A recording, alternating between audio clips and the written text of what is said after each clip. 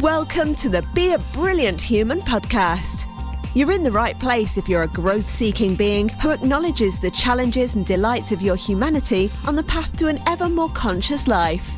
If you want to feel inspired to love and accept yourself, to feel free to be and express you in all your brilliance, if you want to truly value yourself and others and feel energized and alive both at home and in the world, then sit back and take a breath as you explore and grow the brilliance of your beautiful human self with your host, the father of non-personal awareness and creator of the MPA process, Joel Young.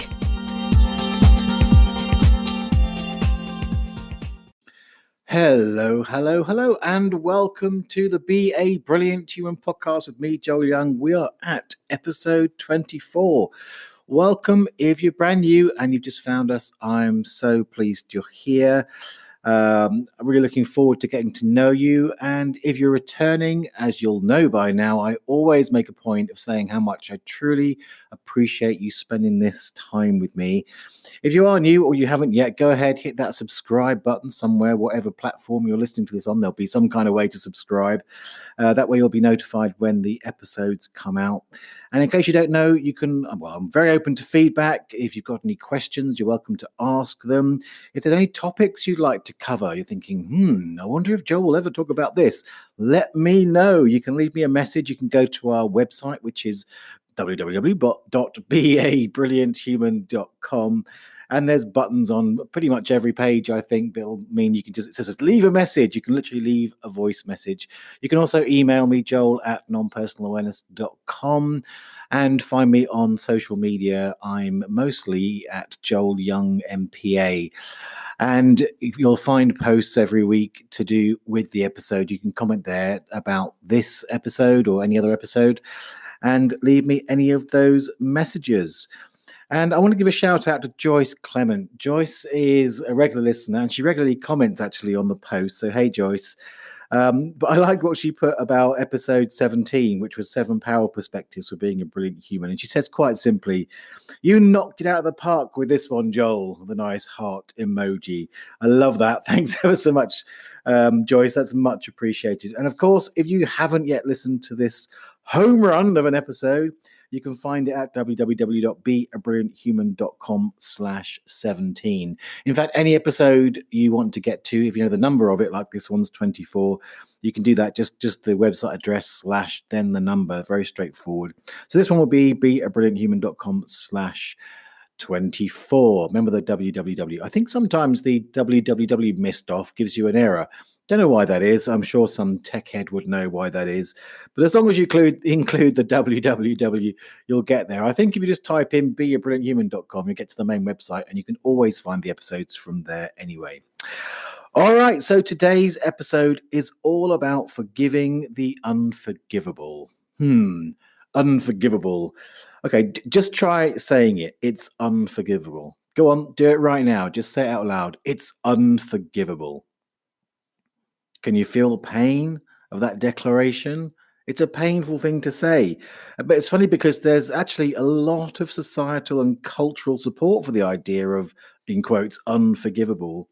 But I've seen that there's so much sort of ongoing pain that the lack of forgiveness can bring. I think the problem is that there's confusion about what it really means to forgive. And in this episode, I want to help sort of clear up that confusion. I want to share some insight into the process of forgiveness and encourage you, if you've got any, to take another look at those things that you filed under unforgivable.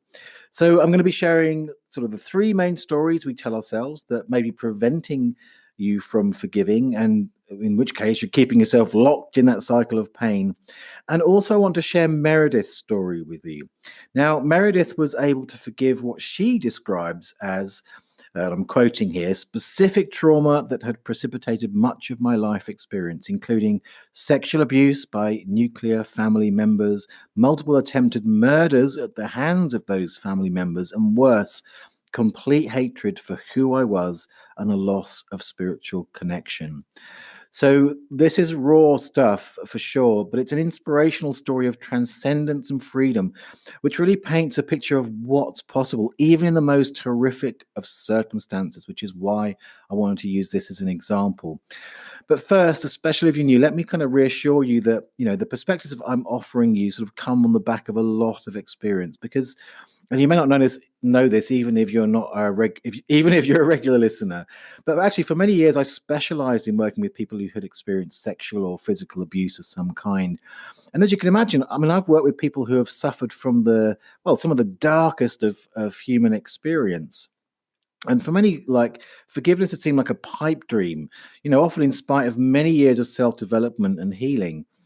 But it really, it's been my privilege, and I truly feel like it's been my privilege to guide them to the self-release and the life-transforming freedom of the forgiveness that they thought they could never find.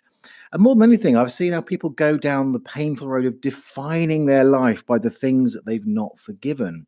I've seen how this sort of lays down walls of limitations which leave them feeling trapped, alone, powerless, afraid, and even depressed. And when they finally empower themselves and forgive, there's like a background shift in how they experience themselves and life. I mean, it's so profound, it's hard to put into words, but it changes everything, and it certainly brings a lot of deep and, I'd say, unbridled smiles. And I think I also want to add that, Meredith mentions this in her story, which I'll read later, that I also experienced sexual abuse as a child. And more than likely, a big part of why I spent all that time specializing in healing abuse cases was because of, and in a way, thanks to having gone through my own healing journey around those issues. All right, so let's start. So what are those stories that prevent forgiveness? Well, let's do some myth busting.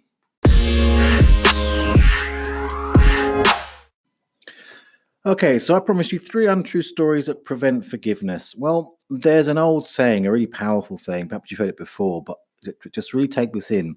The saying goes, not forgiving someone is like drinking poison and expecting them to die. When I first heard that, it was so powerful. It really struck me. I'm just going to say it again. Just really, really take it in. Not forgiving someone is like drinking poison and expecting them to die. So the idea that by not forgiving, we somehow impact the other person is really at the heart of the myths that prevent moving forward. It's a really disempowering position, and sort of it requires some hard but healing truths to shift it. In the story we tell ourselves when we don't forgive is usually one or a combination of these 3 myths. So myth 1 is, that will show them. Okay, so this is a passive-aggressive strategy which hopes that they will focus on your lack of forgiveness and take it as a punishment and feel bad. Now, they rarely do, but, even if the strategy is successful, then you're both colluding in a very toxic dynamic. But generally, they don't, so that will show them. Myth 1, busted. All right, myth 2 is, they don't deserve my forgiveness. So when you think about this is a justification for holding on to pain. It's a justification for holding on to pain. It's a more sort of introverted, projection-based story, which again comes from the illusion that your lack of forgiveness impacts another. So in a way, it's an attempt to reclaim some sense of power, but actually the results are completely opposite. It just gets you holding on to that pain. So they don't deserve my forgiveness. It's a myth. It's a fallacy. It's going to generate more pain. Myth 2, busted. All right. Myth 3 is, forgiving them somehow makes their behavior okay. Now, this is probably one of the most common sort of sentences. It goes in the back that, somehow your forgiveness impacts them. But it really is a myth. It's not really what forgiveness is about. Forgiveness has nothing to do with condoning their behavior, and everything to do with letting go within the self. So not forgiving is only denying yourself the freedom from the past. And condoning is very different to saying, that's, yeah, sure, that behavior is fine. You hit me again. It's not condoning, but forgiveness is truly about It certainly isn't about, making it okay, sort of saying that's okay behavior. In fact, this is so highly trained into our cultural psyche, it can be quite tricky to untangle. But when the realization comes, it really sort of can be the key that opens the cage. And so here's what I've experienced to be true. Forgiveness is very much an inside job. It's actually an act of self-love, which can free up so much energy and light and joy. But generally, what it takes to reach forgiveness is the acknowledgement of the pain and the hurt, plus reaching some sense of being heard and understood. So this can be done with the person you need to forgive, and when um, you know that's not possible, or there's many reasons they might not be alive anymore. It may be actually completely inappropriate to talk to them, but it can also be done within the self. And professional support can be really critical here, to get right to the core of it and fully release it. It can be tricky territory when you do it on your own, because it's such, especially if we go to the realms of physical, sexual abuse or abuse of any kind. There can be so much charge that having someone to sort of hold that space for you and guide you through is really something that I believe is very important. Of course, I'm not saying you can't do it by yourself. I'm just saying that if you get help, it can be so much easier. And I've also found that there's a more direct route. So when you deeply realize that there, again, unquote, unforgivable behavior is not personal, forgiveness is actually automatic. And of course, that's the genius of the MPA process, especially when working with someone, who's experienced and skilled at spotting the right cookie cutters. That's the key expressions, part of the process, which allow the process to be really laser focused. And, given my history of working deeply with emotions and unforgivable situations, I worked a lot for many years, like really diving into the core of the emotion, digging things through, all that kind of stuff. It was a big surprise to me when I developed the MPA process that profound forgiveness would often come along as a natural side effect, and, often even quicker than the methods that I'd used before. Now, of course, it's got to be said that there are times when working with the feelings, the history, engaging in the forgiveness focused dialogue are necessary, and they can't be circumnavigated. So again, in my practice, a combination of these things is always available. I'm never a slave to a particular process. So I may be the creator of MPA and the MPA process. That doesn't mean if you come for some one-to-one sessions with me that I'm going to limit myself in that way. And there are times when, different modalities, different approaches will suit different situations and meet you where you are in a different way. So those dialoguing and feeling-based approaches to forgiveness certainly are fully available in my practice and how I work. So, I've not yet come across a situation that isn't truly unforgivable. I mean, it's got to be said, many are horrific and certainly could never be condoned. But, the right work and support when it's there means that forgiveness is possible. Which brings us to Meredith's story. So a bit of background here.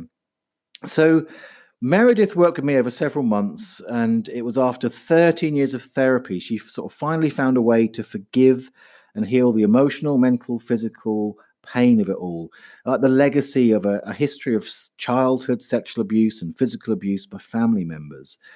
So, I mean, these are acts that most people would deem unforgivable, but through her ability to forgive the unforgivable, Meredith was able to really and truly set herself free.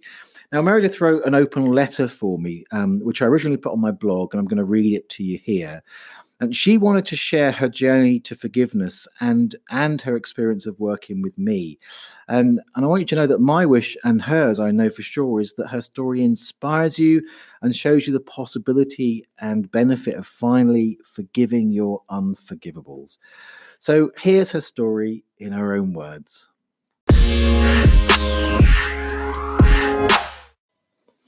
So Meredith starts off with a quote that really resonated for her from Elton John's song Rocket Man. The words are by Bernie Taupin. And the quote goes, "And I think it's going to be a long, long time till touchdown brings me round again to find I'm not the man they think I am at home." And then she begins. At one point, I knew it would be a long, long time before I could blast off on my way back to myself. I'm happy to say I've made it. Sitting in my current state of being, I can now look back and appreciate the travels I've made, particularly in the last 8 months. I first reached out to Joel Young to stop being hit upside the head with my own trauma stories. A year prior to meeting him, I'd remembered specific trauma that had precipitated much of my life experiences to that point, including sexual abuse by nuclear family members, multiple attempted murders at the hands of those family members, and worse, complete hatred for who I was and the loss of spiritual connection.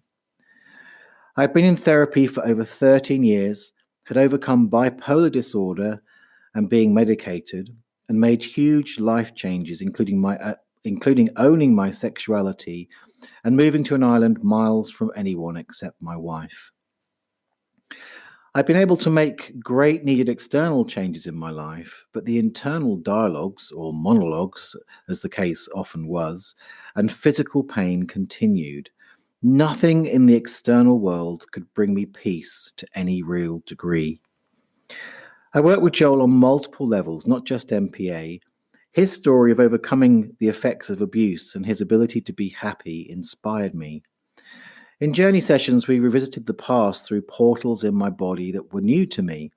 I learned how to hear what my body remembered, as well as how to hold the memories for more information and release of pain. These sessions also allowed me to build a trusting relationship with Joel. I moved on to 6 sessions of MPA, and while we both thought I might go through them in fewer than 6 months, it ended up taking 8. It was a clear indication of my slowing down and my deeper work. Through MPA with Joel, I learned how much I took everything personally and how much that was my greatest problem.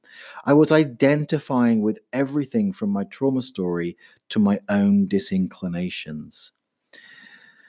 If I had never liked this or that before, it will always be true.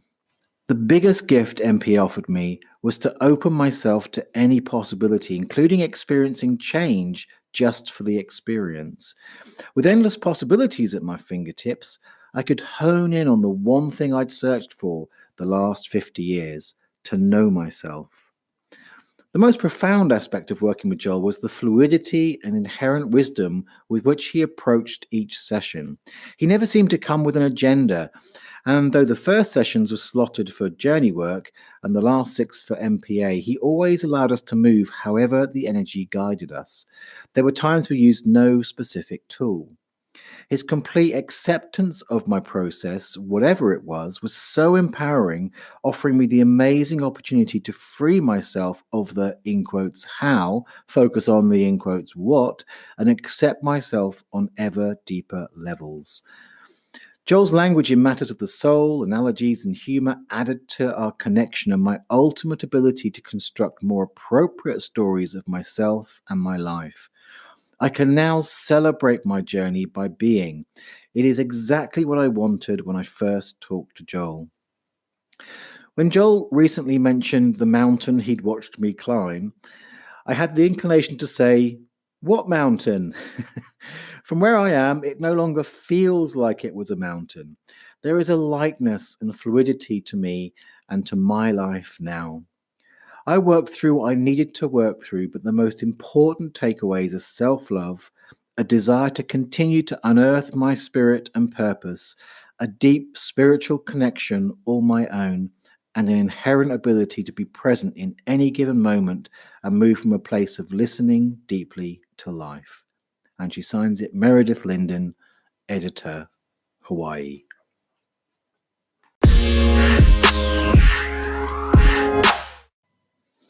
So I think you'll agree, an amazing woman and an amazing journey. Now, if Meredith's story has affected you or raised questions or moved you, do get in touch via social media, again, at Joel Young MPA on Facebook. The page is facebook.com/NPA Rocks.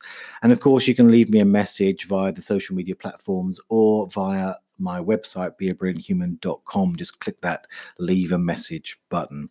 I wanted to leave you with a few final thoughts. Firstly, when someone isn't forgiving you, I wanted to briefly mention this side of the equation and offer you my perspective.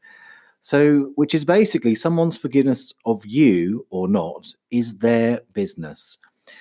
If you can forgive them for not forgiving you, then you're taking care of all that you can really take care of. And of course, if the situation merits it and they're willing, then an open-hearted conversation might help them. One where you can truly and fully hear and understand their perspective. You can empathize with their pain and genuinely apologize for anything that you feel that you need to. And even so, in the end, it's for them to forgive. And then finally, I have a question for you. What do you need to forgive? Whether it's an experience of abuse or something you judge as painful, but maybe less traumatic, or something like infidelity or betrayal by a friend, something said to you that you found deeply hurtful, whatever it is, what do you need to forgive? And I want to leave you with whatever you're holding as unforgiven is poisoning you and holding you back from fulfilling your potential. And more than anything, I would love for this week's episode to leave you with the awareness that there is a way out. There is hope. And whether it's with me on your own or with someone else who has expertise in this area, I strongly encourage you to take another look at anything that you have filed under unforgiven. And again, if any of this that you've heard today raises those questions for you, please feel free to let me know, get in touch.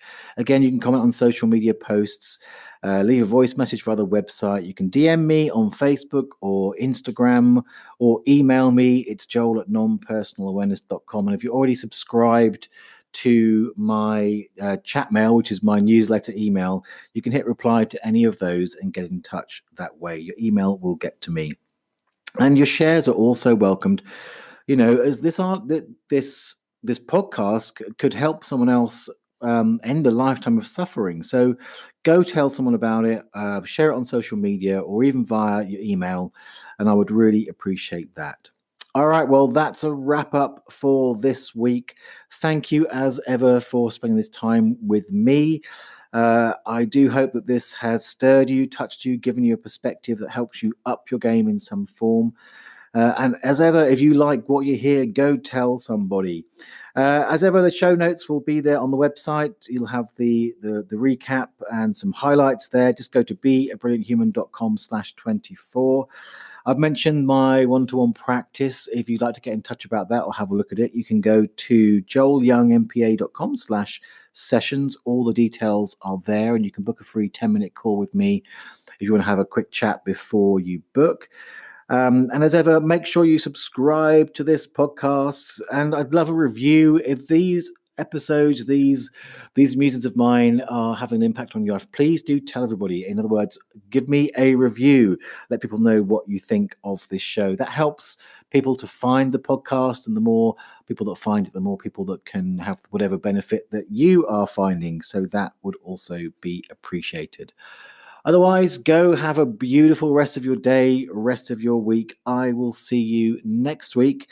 And all that remains is to cue the moo.